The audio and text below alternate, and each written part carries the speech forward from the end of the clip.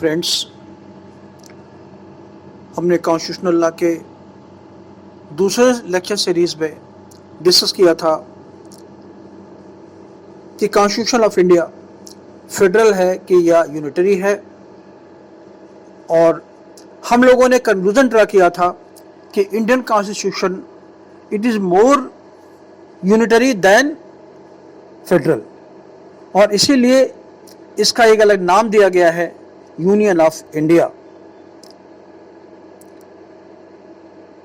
कुछ मेरे पास WhatsApp message आए थे। मैं तेज बोलता हूँ, काफ़ी स्पीड मेरी तेज है, तो मैं कोशिश करूँगा स्लो बोलने की। और इस तेज बोलने में मैंने देखा कि कुछ स्लिप ऑफ टंग हो जाता है। जैसे जब पहला लेक्चर मैं आपको दे रहा था तो जो इंडियन कॉन्स्टिट्यूशन का पहला पार्ट लागू हुआ था वो था 24 नवंबर 1949 को, जबकि मेरे मुंह से कहीं की निकल गया था 26 नवंबर 1949। उसका करेक्शन कर लीजिएगा। 24 नवंबर 1949 को इंडियन कॉन्स्टिट्यूशन का पहला पार्ट लागू किया गया था और दूसरा पार्ट लागू किया गया था 26 जनवरी 1950 को। दूसरा,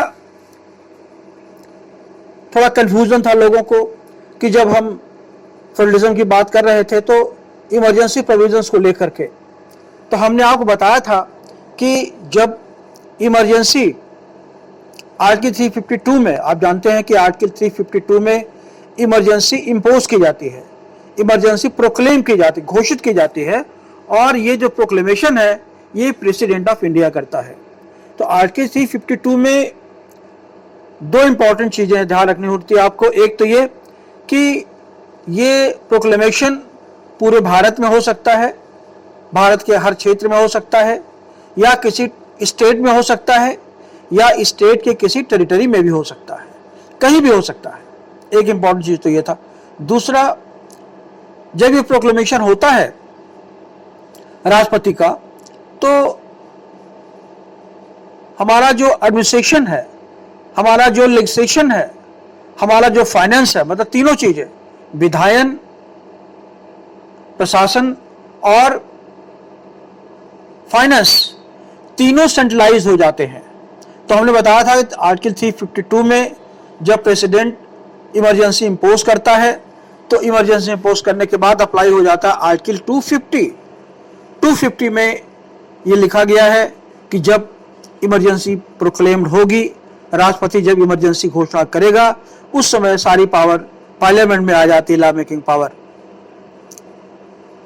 और आर्टिकल 252 मैंने बताया था कि राज्यों को अपना हाथ पैर काटने की पावर दी गई है। वो एक प्रस्ताव पारित करके, हर स्टेट को पावर है, ड्यूटी नहीं, पावर है कि वो अगर चाहे एक रेजोल्यूशन पास करके पार्लियामेंट को बोल सकता है, पार्लियामेंट से रिक्वेस्ट कर सकता है कि आप हमारे स्टेट पर लॉ बनाएं। तो एक स्टेट जो रेजोल्यूशन पारित करेगा वो उसे सारे स्टेट फॉलो भी कर सकते हैं। ये दूसरा फीचर था। और ये अलग जो 252 का जो प्रोविजन है ये इंडिपेंडेंट है। जो जब 352 अप्लाई करता है तो पहला प्रोविजन अप्लाई करता है आर्टिकल 250, जिसमें पार्लियामेंट को पावर मिलती है लेजिस्लेट करने की स्टेट के बारे में भी। दूसरा होता है आर्टिकल 353, जिसमें प्रशासनिक शक्तियां, एडमिनिस्ट्रेटिव पावर चली जाती हैं सेंटर के पास, प्रेसिडेंट के पास। और तीसरा है आर्टिकल 354 में फाइनेंशियल पावर्स, तो फाइनेंशियल पावर्स इमरजेंसी के टाइम में चली जाती हैं प्रेसिडेंट के पास, यूज कर सकता है। ये तीन इम्प्लीकेशंस होते हैं जब इमरजेंसी लागू होती है। आज इसी सीक्वेंस में थोड़ा हम बात करेंगे कोऑपरेटिव फेडरलिज्म की। एक वर्ड यूज किया जाता है इंडियन फेडरलिज्म को लेकर के, सहकारी संघवाद, कोऑपरेटिव फेडरलिज्म। तो कोऑपरेटिव फेडरलिज्म को, इस वर्ड को कॉन्स्टिट्यूशन में कहीं यूज नहीं किया गया है। तो ये एक पॉलिटिकल फिलॉसफी है कि और हर स्टेट लेवल पर सेंट्रल गवर्नमेंट और स्टेट गवर्नमेंट्स को कोऑर्डिनेट करना पड़ता है एक दूसरे से, खास तौर से जब कोई आपदा आती है, कोई जैसे लड़ाई का वार हो जाता है। अभी आपने देखा कोविड-19 आया था तो पार्लियामेंट ने एक अमेंडमेंट किया था। पहले से एक एक्ट था एपिडेमिक एक्ट, वो एक्ट 1897 में अंग्रेजों टाइम में बना हुआ था। उसमें अमेंडमेंट करके पार्लियामेंट ने जो अमेंडमेंट किया उसमें पार्लियामेंट को भी पावर है और साथ साथ स्टेट्स को भी पावर है। स्टेट सर्च कर सकते हैं, सीज कर सकते हैं, ट्रांसपोर्ट को रोक सकते हैं, जहाज पे बैन लगा सकते हैं। तो ये जो आप देख रहे हैं पावर जो आती है, ये यूनियन गवर्नमेंट लॉ बनाता है और उसको स्टेट गवर्नमेंट फॉलो करते हैं, एक तरीके से कॉपरेशन। तो इमरजेंसी पीरियड में जैसा हमने एपिडेमिक टाइम में देखा, इस कॉपरेशन में काफी कमी आई है। कॉपरेशन क्योंकि हर स्टेट में अलग पार्टी होती है, सरकार होती है, तो जो सरकार सेंट्रल की गवर्नमेंट होती है वो तो कंप्लेन नहीं करती। जैसे यूपी की योगी गवर्नमेंट है, वो तो बहुत अच्छी करेगी। या जितने भी बीजेपी स्टेट्स हैं, जैसे राजस्थान में कांग्रेस का स्टेट है, केरल में सीपीएम का स्टेट है, वेस्ट बंगाल में सीपीएम रूल करती है। तो जिन स्टेट्स में डाइवर्स एडवर्स पार्टी की गवर्नमेंट्स होती हैं, उनके कोऑर्डिनेशन में और पार्लियामेंट के यूनियन के कोऑर्डिनेशन में सरकारें प्रॉब्लम आती है। हमने देखा दिल्ली के कोविड के टाइम में दिल्ली के चीफ मिनिस्टर को कंप्लेंट थी कि उन्हें गैस नहीं दी जा रही है और सारे पेशेंट्स, मैक्सिमम पेशेंट्स की जो डेथ हो रही है, supply, lack of supply of the gas हो रही है। प्रॉपर अमाउंट में गैस मिलती नहीं, जिससे पेशेंट को बेड नहीं दे पाते और पेशेंट की डेथ हो जाती है। तो गैस सप्लाई ये यूनियन लिस्ट में है और जो हेल्थ है वो स्टेट लिस्ट में है। तो अब आप देखिए, स्टेट लिस्ट में अगर हेल्थ है और उस हेल्थ की जो इंस्ट्रूमेंट सप्लाई होंगे वो यूनियन करेगा, एक कॉन्फ्लिक्ट होता है। तो यहां पर जरूरत होती है हार्मोनी की, इसे कहते हैं कोऑपरेटिव फेडरलिज्म। खैर, बाय एंड लार्ज हमारा कॉन्स्टिट्यूशन एक पॉलिटिकल कन्वेंशन से यूनियन स्टेट्स के बीच में मिनिमम अकोमोडेशन करके चलता है। पॉलिटिकल पार्टीज की पॉलिटिकल लैंग्वेज चाहे जो भी हो, लेकिन एडमिनिस्ट्रेशन के लेवल पर रेयर केसेस को छोड़ दें तो अधिकतर पीरियड में हार्मोनी रही है। अभी आपने देखा कि सीपीएम गवर्नमेंट, ममता गवर्नमेंट का जो चीफ सेक्रेटरी था वो इंडिया से सेंट्रल से गया था, आईएएस था। तो डिप्यूटेशन पर लोग जाते हैं, उनको लेके डिस्प्यूट हो गया है, ममता बनर्जी ने मना कर दिया, हम उनको रिलीज नहीं करेंगे। तो एनीवे, इस तरह की सिचुएशन बहुत रेयर होती है और ये सिचुएशन रेयर भी थी। ममता बनर्जी कंटेंशन ये था कि जो कोविड के टाइम में इतनी पॉलिसी फॉर्मुलेट किया है, जो हमारे सेक्रेटरी साहब ने है, अगर उनको यहाँ से छोड़ देंगे, रिलीज कर देंगे, तो हमारे स्टेट की जो हेल्थ की कंडीशन है और डिटेरियोरेट करेगी। तो कोऑपरेटिव फेडरलिज्म का पर्पस ये होता है कि जो प्रोविजन कॉन्स्टिट्यूशन में दिए गए वो भी, अगर कोई प्रोविजन कॉन्स्टिट्यूशन में दिया गया है उसे प्रॉपरली लागू हो। और इसके लिए कॉन्स्टिट्यूशन का आर्टिकल 31 इंश्योर करता है, ये एम्पावर करता है सुप्रीम कोर्ट को कि जब इस तरह की हार्मोनी में कोई डिस्प्यूट हो, कोई डिस्क्रिपेंसी हो, तो सुप्रीम कोर्ट आर्टिकल 131 का इन्वोक करके, यूज करके इसको ठीक कर सकता है। ये तो कोऑपरेटिव फेडरलिज्म का एग्जांपल ये भी है। दूसरा आप देखेंगे कि कॉन्स्टिट्यूशन में प्रोविजन है आर्टिकल 261 में एक वर्ड यूज किया गया है, फुल फेथ एंड क्रेडिट, पूर्ण विश्वास जिसको कहते हैं, मान्यता। इसका अर्थ यह होता है कि जो डॉक्यूमेंट्स हैं, यूनियन गवर्नमेंट्स के डॉक्यूमेंट्स, जैसे मान लीजिए पार्लियामेंट का कोई डॉक्यूमेंट है, कोई नोटिफिकेशन है, या सुप्रीम कोर्ट या हाई कोर्ट से कोई जजमेंट्स हैं स्टेट्स में, तो सेंटर और स्टेट दोनों ऑनर करेंगे ऐसे डॉक्यूमेंट्स को और उनको फेथफुल्ली उनको अपने स्टेट में इंप्लीमेंट करेंगे, लागू करेंगे। इसे कहते हैं फुल फेथ एंड क्रेडिट, उन्हें पूरी क्रेडिट देंगे। ये भी एक अच्छा एग्जांपल है कोऑपरेटिव फेडरलिज्म का आर्टिकल 261 में।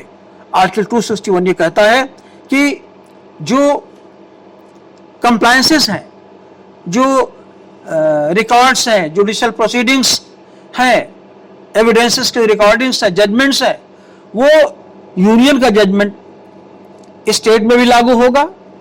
अगर कोई मान डिक्री होती है, किसी सुप्रीम कोर्ट को डिक्री करता है, तो डिक्री मगर प्रॉपर्टी यूपी में है, यूपी गवर्नमेंट उससे कंप्लायंस करेगी। इसी तरीके से हाई कोर्ट कोई अगर जजमेंट देता है, चाहे वो क्रिमिनल हो चाहे सिविल हो, और वो जो जुरिडिक्शन है, वो जो अपराधी है वो रहता दिल्ली में या किसी ऐसे में जो स्टेट का नहीं है, तो एक स्टेट की डॉक्यूमेंट्स को जुडिशियल डिसीजन को दूसरा स्टेट भी ओबे करेगा। यही चीज सेंट्रल और स्टेट गवर्नमेंट के लिए भी लागू होती है। सेंट्रल गवर्नमेंट ऑनर करेगा स्टेट्स को और स्टेट गवर्नमेंट ऑनर करेगा सेंट्रल डॉक्यूमेंट्स को। इसे कहते हैं फुल फेथ एंड क्रेडिट। तो जो फेडरलिज्म का पहला एग्जाम्पल है वो है कॉन्स्टिट्यूशन आर्टिकल 131। दूसरा एग्जाम्पल जो मैं आपको दे रहा हूं वो है article 268 full faith and credit. और तीसरा एग्जाम्पल है, अब आप देखेंगे कि कॉन्स्टिट्यूशन प्रोविजंस में और कहीं प्रोविजन नहीं है। इसके अलावा जो इन्फोर्समेंट होता है कोऑपरेटिव फेडरलिज्म का, वो मैंने कहा कि पॉलिटिकल लेवल पर होता है। और इसी चेन में प्रेसिडेंट ने बनाई है इंटर स्टेट काउंसिल। ये देखिए आर्टिकल 263 में इसका प्रोविजन है दिया गया है। तो article 263 of the constitution provide करती है for the establishment of inter state council to be appointed by the president of India. तो जो प्रेसिडेंट ऑफ इंडिया अपॉइंट करती है इंटर स्टेट काउंसिल, वो हर चीज की काउंसिल होती है। इकोनॉमिक काउंसिल होती है, इकोनॉमिक इंटर स्टेट काउंसिल होती है, law and order inter state council होगी, हेल्थ इंटर स्टेट काउंसिल होगी। तो डिफरेंट सब्जेक्ट पर प्रेसिडेंट अपॉइंट करता है और उसके जो मेंबर्स होते हैं वो यूनियन मिनिस्टर्स भी होते हैं और स्टेट मिनिस्टर्स भी होते हैं, जिनको हर स्टेट नॉमिनेट करता है। तो यहां देखेंगे दोनों इस सेंट्रल, यूनियन और स्टेट दोनों कोऑपरेट कर रहे हैं इंटर स्टेट काउंसिल में आर्टिकल 263 में। इसका जो नेक्स्ट प्रोविजन है कोऑपरेटिव फेडरलिज्म का, वो हमें देखने को मिलता है रीजनल काउंसिल्स। तो रीजनल काउंसिल्स की जो स्थापना होती है वो प्रेसिडेंट ऑफ इंडिया करता है, लेकिन ये बहुत यूज में नहीं लाया गया है। अगर आप पॉलिटिकल साइंस बुक्स पढ़ेंगे आप देखेंगे इसमें एक ईस्टर्न काउंसिल है, जोनल काउंसिल। जो रीजनल काउंसिल्स हैं उसमें एक बिहार में, बिहार, पश्चिम बंगाल, उड़ीसा, आसाम, ये है जो ईस्ट में पड़ता है। वेस्टर्न में इसमें पड़ेगा गुजरात, महाराष्ट्र, और सेंट्रल में पड़ेगा इसमें यूपी, एमपी, साउथ में पड़ेगा आंध्र प्रदेश, तमिलनाडु। एनीवे हर स्टेट के लिए, हर रीजन के लिए रीजनल काउंसिल्स का प्रोविजन प्रेसिडेंट कर सकता है। ये बॉडी एक्स्ट्रा कॉन्स्टिट्यूशनल है, इसका कॉन्स्टिट्यूशन में कोई मेंशन नहीं किया गया है, लेकिन सेंटर और स्टेट के बीच हार्मोनी मेंटेन करने में ये काफी रोल प्ले करता है। कुछ बॉडीज को जैसे इंटर स्टेट काउंसिल को तो काफी यूज किया गया है, लेकिन रीजनल काउंसिल्स का यूज कम किया गया है क्योंकि उसकी जरूरत ज्यादा पड़ती नहीं है। और इंटर स्टेट काउंसिल में जिसका प्रोविजन आर्टिकल 263 में दिया गया है उससे कोऑपरेशन का काम चल जाता है। फिर नेक्स्ट आप देखेंगे प्लानिंग कमीशन, जिसको कहते हैं आज नीति आयोग। तो हर 5 साल के बाद एक प्लानिंग कमीशन बनाने का प्रोविजन है जो कॉन्स्टिट्यूशन में कहीं नहीं है। एक तरीके से कहते हैं सेंट्रलाइज्ड प्रोविजन है, हाईली सेंट्रलाइज्ड, जो एग्जीक्यूटिव को सारी पावर देती है, क्योंकि प्लानिंग कमीशन का हेड चेयरमैन प्राइम मिनिस्टर होता है।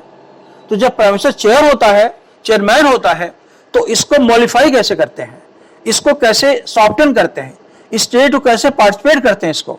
इसका मतलब यह हुआ कि चेयरमैन प्राइम मिनिस्टर तो है, लेकिन इसके मेंबर्स स्टेट मिनिस्टर्स भी होते हैं, स्टेट का फाइनेंस मिनिस्टर होता है और स्टेट का फाइनेंस सेक्रेटरी भी होता है, जिससे लगता है कि दोनों के बीच में कॉपरेशन बना रहे।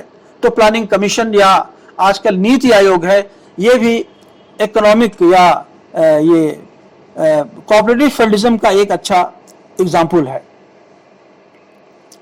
नेक्स्ट एग्जाम्पल हम ले सकते हैं, अभी हमने देखा कि हम इसको बाद में डिस्कस भी करेंगे, अभी जो बताएंगे आपको फाइनेंशियल सेंटर स्टेट रिलेशनशिप। तो आर्टिकल 279A जोड़ा गया है कॉन्स्टिट्यूशन में। आर्टिकल 279A जोड़ करके एक बनाई गई है inter state council, inter state economic council, GST कहते हैं इसको, general sales tax and tariff goods council कहते हैं इसको। तो ये इस काउंसिल का अपॉइंटमेंट, इसका नंबर डिसाइड करता प्रेसिडेंट, अब बन चुकी है। आप देखिए कॉन्स्टिट्यूशन के 101 अमेंडमेंट में इसका प्रोविजन किया गया, काफी इसको लेकर के डिबेट हुआ था, ये इंडिया लिए ठीक रहेगा नहीं रहेगा, और एक तरीके से इंडिया के इकोनॉमी को यूनिफाई करता है, यूनिफॉर्मिटी देता है।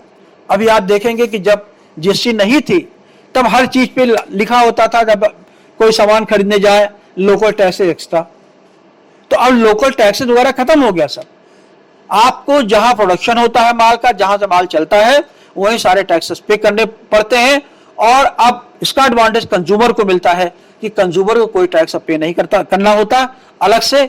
जो प्राइस की फेस, जो उस गुड की फेस वैल्यू होती है, चाहे मेडिकल गुड हो, चाहे कागज का सामान हो, कोई भी हो, अब वो जो सामान जो लिखा गया है उसी प्राइस में आपको वो मिलता है। उसमें कई चीजें डाली गई हैं, लंबी लिस्ट है, जब डिस्कस करेंगे तो हम बताएंगे आपको लेकर के। तो जीएसटी काउंसिल जो होती है, जीएसटी काउंसिल खुद एक मिनी फाइनेंशियल पार्लियामेंट कह सकते हैं इसको आप, क्योंकि जो सब्जेक्ट 101th अमेंडमेंट में जीएसटी काउंसिल में डाल दिए गए हैं, उस पर पार्लियामेंट और स्टेट गवर्नमेंट की जो लिस्ट है, जो सूची है, 7 शेड्यूल है, वो अप्लाई नहीं करता। तो जो ये काउंसिल, जो जनरल सेल्स काउंसिल और टैरिफ काउंसिल जो फार्मूला बनाती है, जो पॉलिसी डिसाइड करती है, उसी पॉलिसी फ्रेमवर्क में टैक्सेस इंपोज किए जाते हैं। बहुत सारे सेल्स टैक्स और एक्साइज टैक्स, इसको बोलते हैं, एक और टैक्स है सेस टैक्स। ये सब टैक्सेस अब चले गए हैं, जीएसटी में चले गए हैं। और जीएसटी में मिनिस्टर भी मेंबर होता है और स्टेट मिनिस्टर भी मेंबर होता है, यूनियन मिनिस्टर सेक्रेटरी भी मेंबर होता है और यूनियन स्टेट सेक्रेटरी भी इसका मेंबर होता है। तो अब इसका जो रिप्रेजेंटेशन है वो दोनों करते हैं। ये भी बहुत अच्छा नया एग्जाम्पल है, ये जो 2016 में अमेंडमेंट किया गया था और 2017 में जीएसटी काउंसिल बनी है। अब ऑपरेट 2002 के बाद से कर रही है, ये 2009 के बाद से ऑपरेट कर रही है। नोटिफिकेशन में टाइम लगा काफी इसको लेकर के, लेकिन अब ये अब कोऑपरेटिव फेडरलिज्म का एक नमूना आप इसको हम कह सकते हैं। और पांचवा एग्जाम्पल दे सकते हैं, सिलेक्शन ऑफ सिविल सर्वेंट्स। अभी आप देखें सिविल सर्वेंट्स का एग्जामिनेशन होता है, यूपीएससी है, यूपीएससी की प्रोविजन आपने 302 में, 4 में, 5 में, 309 में सिविल सर्वेंट्स की अपॉइंटमेंट के बारे में पढ़ा है। ऐसे ही स्टेट भी गवर्नमेंट अपॉइंट करती है यूपी पीएससी को, बिहार पीएससी को।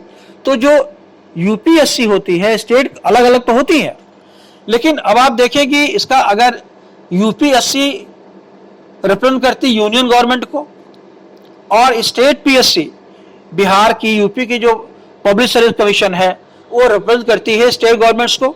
वहां से पीपीएस निकलेगा, एसडीएम निकलेगा, सेल्स टैक्स ऑफिसर निकलेगा, और जो यूपीएससी सेलेक्ट करेगी उसमें से आईएएस निकलेगा, आईपीएस निकलेगा, आईएफएस निकलेगा, या और सर्विसेज सेंटर की है वहां से हम आते हैं।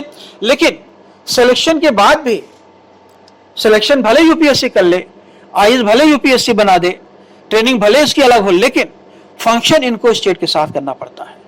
जैसे मान लीजिए डीएम है, डीएम का अपॉइंटमेंट कहाँ होगा? किसी स्टेट में होगा, जो कैडर उसको अलॉट होगा उसी में उसे काम करना होगा।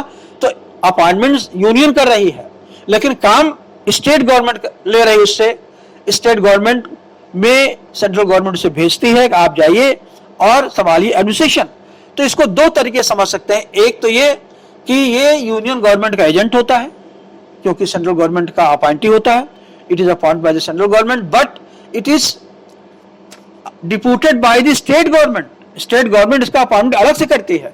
आप किस जिले में जाएंगे, डीएम होंगे, कमिश्नर होंगे, ये सब आईएएस भी हो सकते हैं। और इसके साथ साथ पीसीएस भी हो सकते हैं। जैसे पीसीएस का प्रमोटिंग कमिश्नर हो सकता है, डीएम हो सकता है, आईजी हो सकता है। तो ये जो सर्विसेज गड़बड़ झाला जो आप देख रहे हैं कि पीसीएस कैडर भी आईएएस कैडर अलॉट हो जाता है, उनको इंटरव्यू होता है उनका। जो सीधे आईएएस होता है वो भी सीधे आईएएस स्टेट में जाता है। तो आईएएस का मतलब नहीं होता कि आप पार्लियामेंट में काम करेंगे। आईएएस का मतलब होता है इंडिया में जितने स्टेट्स हैं सब में आप काम करेंगे, चाहे सचिवालय में काम करें, चाहे फील्ड में काम करें। अगर फील्ड में काम करेंगे तो डीएम होगा, कमिश्नर होगा, सचिवालय में काम करेंगे सेक्रेटरी होगा। तो दोनों तरह के सेक्रेटरीज, दोनों तरह के एडमिनिस्ट्रेटर्स स्टेट में अपॉइंट होते हैं, जो सेंटर के भी होते हैं, स्टेट में भी होते हैं।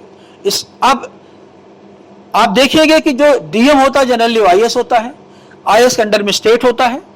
हो सकता है स्टेट का एसडीएम भी आईएएस कैडर अचीव करके वो भी डीएम हो जाए।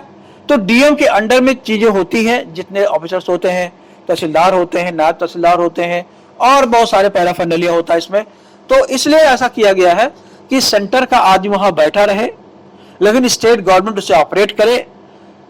लेकिन स्टेट गवर्नमेंट अगर सेंटर से कोई आदमी अपॉइंट होकर के आता है, सेक्रेटरी, सिविल सर्वेंट, आईपीएस या पुलिस कमिश्नर, तो स्टेट गवर्नमेंट उसे हटा नहीं सकती, उसे बर्खास्त नहीं कर सकते, सस्पेंड कर सकती है, क्योंकि डिस्पेल, उसका रिमूवल, उसका टर्मिनेशन तो सेंट्रल गवर्नमेंट ही करेगी, और वो भी यूपीएससी के कंसल्टेशन से करना पड़ता है। तो हम देखेंगे कि हमारा जो स्ट्रक्चर फेडरल तो है, उस फेडरल स्ट्रक्चर में टेंडेंसी सेंट्रलाइज तो है, लेकिन इसके साथ साथ कोशिश की गई है स्टेट को भी पार्टिसिपेट करने की अपॉर्चुनिटी दी जाए, जिसका मैंने पहले बताया आपको। एक प्लानिंग कमीशन है, नीति आयोग है, दूसरा जीएसटी काउंसिल है, तीसरा इंटर स्टेट काउंसिल है, चौथा आर्टिकल 131 है। एक प्रोविजन इसमें और आप जोड़ सकते हैं, रीजनल काउंसिल्स हैं। इसमें एक प्रोविजन और आप जोड़ सकते हैं, वो है फाइनेंस कमीशन। फाइनेंस कमीशन आप जानते हैं 280 में अपॉइंटमेंट होता है। जब फाइनेंस कमीशन अपॉइंट हो जाता है, इसका पर्पस क्या होता है? इसका पर्पस ये होता है कि केंद्र सरकार स्टेट्स को फंड देने मनमानी न करने पाए, और फाइनेंस कमीशन क्योंकि कॉन्स्टिट्यूशनल बॉडी है, प्रेसिडेंट उसको अपॉइंट करता है इस बॉडी को, तो इसकी जो रिकमेंडेशंस होते हैं वो बाइंडिंग होते हैं स्टेट पर भी और सेंट्रल गवर्नमेंट पर भी।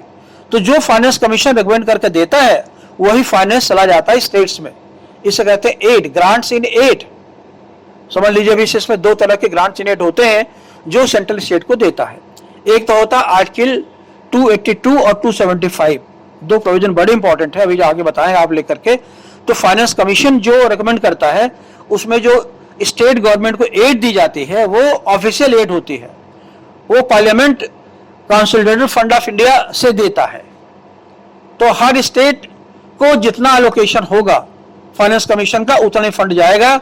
ये पार्लियामेंट सेंट्रल गवर्नमेंट के हाथ में नहीं होता। इसका मतलब ए स्टेट को ज्यादा जा सकता है, बी को कम जा सकता है, सी को उससे ज्यादा जा सकता है, डिपेंड करता है क्या रिकमेंडेशन फाइनेंस कमीशन ने दिए हैं। इसलिए सेंट्रल गवर्नमेंट का टोटल विम, टोटल सनक, इस पर सवाल नहीं हो सकता कि हम स्टेट को कितना पैसा देंगे, कितना नहीं देंगे। तो ये इंपॉर्टेंट प्रोविजन है कोऑपरेटिव फेडरलिज्म का। फाइनेंस कमीशन आर्टिकल 280 में जो अपॉइंट होता है वो 275 में रिकमेंड करता है सेंट्रल गवर्नमेंट को कि किसको कितना एड दिया जाए, और उस एड का, उस फाइनेंस का डिस्ट्रीब्यूशन कैसे होगा, कितना पैसा सेंट्रल देगी, इनकम टैक्स कितना सेंट्रल गवर्नमेंट अगर इम्पोज करती है तो स्टेट कैसे उसको कलेक्ट करेगा, सर्विस टैक्स अगर लेता है तो कैसे उसका डिम्बर्समेंट होगा, कितना स्टेट में जाएगा, कितना सेंट्रल में जाएगा, कौन पैसा पूरा सेंटर में रहेगा, कौन पूरा स्टेट में रहेगा, इसका डिसीजन होता है फाइनेंस कमीशन के रिकमेंडेशंस के बेसिस पर। ये अलग चैप्टर है। और आप देखें दूसरे तरीके की जो एड होता है 282 का, इसमें चाहे आप फेडरलिज्म में जब हम बताएं हमारा कॉन्स्टिट्यूशन यूनिटरी है जोड़ सकते हैं इसमें। आर्टिकल 282 में ये होते डिस्क्रिशनरी ग्रांट, इसको कहते हैं पॉलिटिकल ग्रांट। ये सेंट्रल गवर्नमेंट अपने डिस्क्रिशन पर, अपने विम के बेसिस पर, अपने पावर को यूज करके किसी स्टेट को भी कभी भी कोई राहत दे सकती है। तो जनरली आप देखेंगे जिस गवर्नमेंट स्टेट में जब होती है, जो सेंट्रल गवर्नमेंट की पार्टी होती है, उसको एड ज्यादा मिलता है। अभी आपने अक्सर सुना होगा नीतीश कुमार गवर्नमेंट की मांग रहती है बिहार को स्पेशल पैकेज दिया जाए। तो जब बिहार की गवर्नमेंट अभी आई है तो मिल सकता है, नहीं मिल सकता।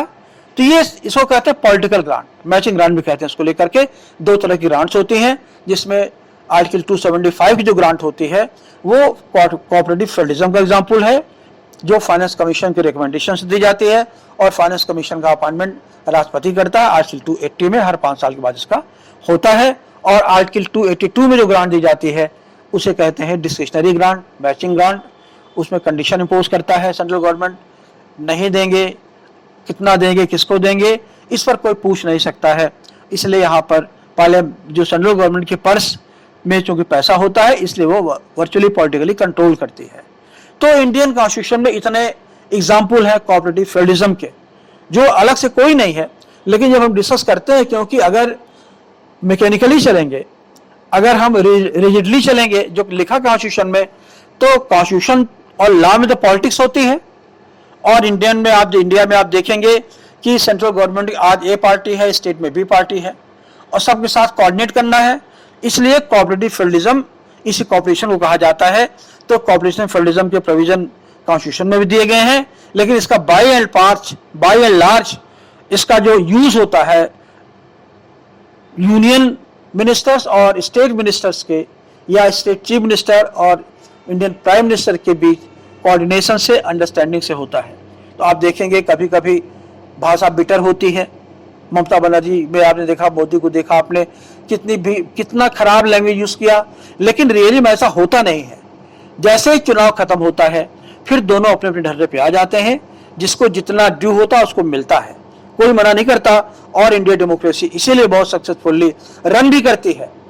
आप चाहे कमरे के बाहर निकल कर दें पीएम चोर है, लेकिन जब पावर में कुर्सी बैठ करके जब आदान प्रदान होता ऑफिशियल लेटर, तो ये शब्द प्रयोग नहीं किए जाते।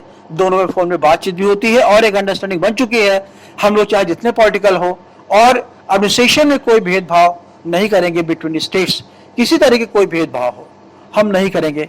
तो ये एक कॉर्पोरेट फेडरलिज्म के एग्जाम्पल और भी ले सकते हैं आप। आर्टिकल 33 में, मैं ज्यादा इसलिए नहीं बताना चाहता आपको क्योंकि आपको कंफ्यूजन होगा, मगर कम से कम इतने आर्टिकल से जरूर देख लीजिए। आर्टिकल 33 में यह है कि कुछ सब्जेक्ट ऐसे हैं जिन पर लॉ केवल यूनियन पार्लियामेंट बना सकती है, जैसे अनटचेबिलिटी है, रिजर्वेशन है, इन पर केवल पार्लियामेंट लॉ बना सकती है। तो आप समझ लीजिए कि इन सब्जेक्ट पर लॉ बनाने की पावर स्टेट गवर्नमेंट को नहीं है, रिजर्वेशन पर लॉ बनाने की पावर स्टेट विधानसभा को नहीं है, केवल पार्लियामेंट को है। स्टेट गवर्नमेंट केवल उसे इंप्लीमेंट करती है। तो इतने प्रोविजन है जिससे हम ये कह सकते हैं कि इंडियन कॉन्स्टिट्यूशन एक यूनिटरी कॉन्स्टिट्यूशन, एक यूनियन होते हुए भी central state of cooperation by and large 70 सालों में रहा है। और जो स्पोरेडिक आउटब्रेक्स हैं, जो समय समय पर जो विसंगतियां आती हैं, जो डिटोरेशंस आ जाते हैं, उनके अलावा इंडियन कॉन्स्टिट्यूशन की जो सेंटर स्टेट की जो हार्मोनी रही है बाय एंड लार्ज अच्छी रही है। हार्मोनी तभी टूटती है जब हर स्टेट में अलग अलग गवर्नमेंट हो और सेंटर में वीक गवर्नमेंट हो।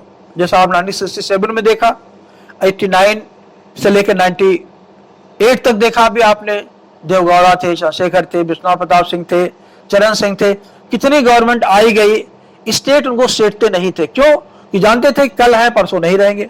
लेकिन आज गवर्नमेंट हमारी स्टेबल गवर्नमेंट है, वो चाहे नेहरू की गवर्नमेंट रही हो, चाहे इंदिरा गांधी गवर्नमेंट रही हो, या अभी मोदी गवर्नमेंट है।